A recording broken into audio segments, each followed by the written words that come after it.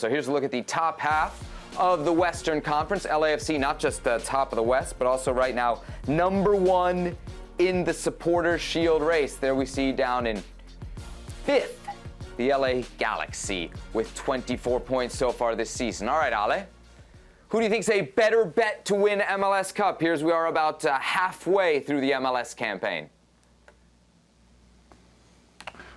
Well, where we are currently, I think there's no question that it would be LAFC. I think LAFC is a team that can be far more dynamic and far more explosive in the attack than the LA Galaxy. My issue with the LA Galaxy is that they just don't score enough goals. Only 18 goals this season so far in 15 matches. Now, to be fair to them, they don't give up many goals either. But what that tells us is that a lot of their games are one-goal games. There isn't a whole lot of difference between them and the rest of the other teams in the Western Conference. So for me, when I think of a team that has a higher ceiling, you have to imagine that that is LAFC. They're more explosive in the attack. They're defending just as well as the LA Galaxy. If you put them together right now, side by side, you have to pick one to win MLS Cup, it would have to be LAFC. Yeah, obvious answer here is definitely LAFC. If I'm looking for an advantage for the LA Galaxy, I'm saying, well, if they play in Carson, we know LAFC can't win there. But if you look at the standings, I think it's very unlikely that LAFC would indeed have to go to Carson to play a big game.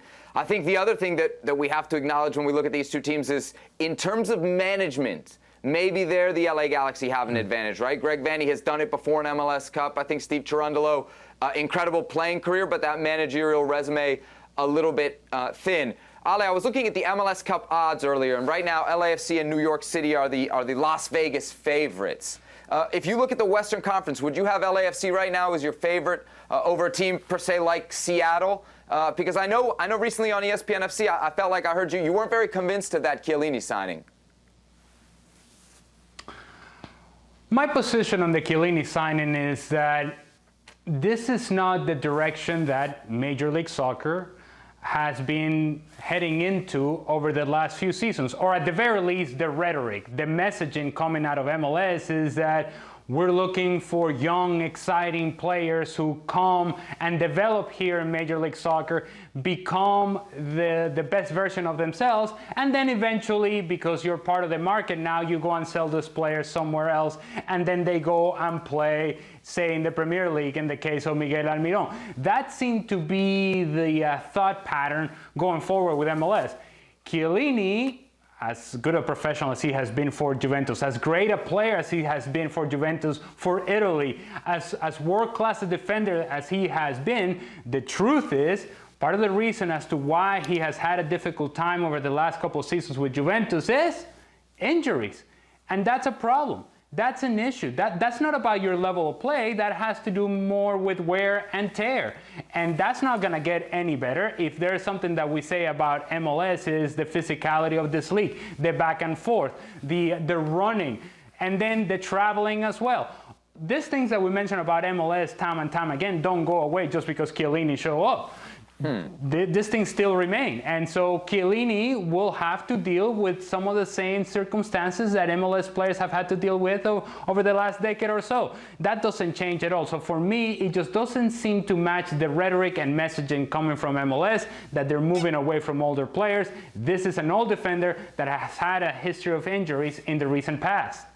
Ale, to the part of the question about who's the favorite out west, I'm looking at the odds, right? LAFC plus 450 to win MLS Cup. Seattle plus 900 to win MLS Cup. That's a huge difference. If you had some shekels to throw on this, who would you bet on out of the West to make it to MLS Cup? LAFC or Seattle, or maybe somebody else? The case of Seattle is an interesting one because the success in CONCACAF Champions League, I think, already gives them a pass this season.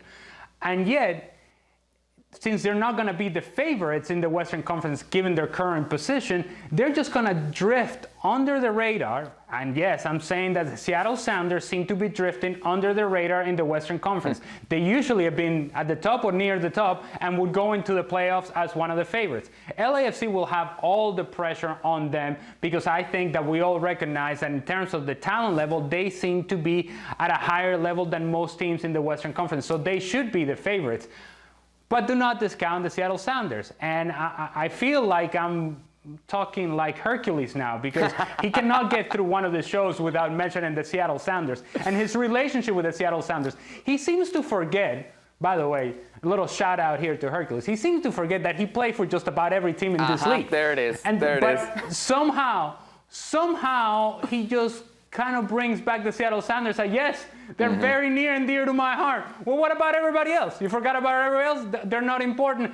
All right, never mind. Sidetrack. All I'm saying is that the Seattle Sounders are a team that once you get into the playoffs, you think that they're going to make a run. But the favorites are LAFC.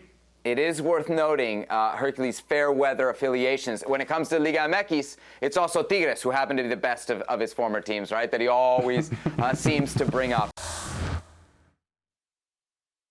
Well, thank you very much for watching ESPN on YouTube. For more sports highlights and analysis, be sure to download the ESPN app. And for live streaming, premium content, and let's not forget as well, ESPN FC 7 days a week. Subscribe to ESPN Plus.